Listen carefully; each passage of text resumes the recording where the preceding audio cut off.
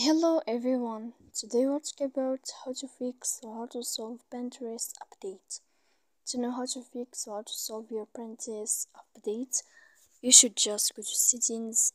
Here we click apps, default apps, app settings. After that, in this page you'll enter to this window of Pinterest and you will enter. Then in this list of app info you will click on first stop and we click OK. Then we go to click storage.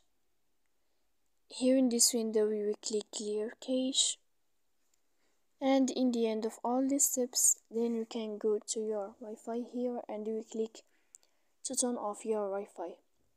So please don't forget to support us by like and subscribe.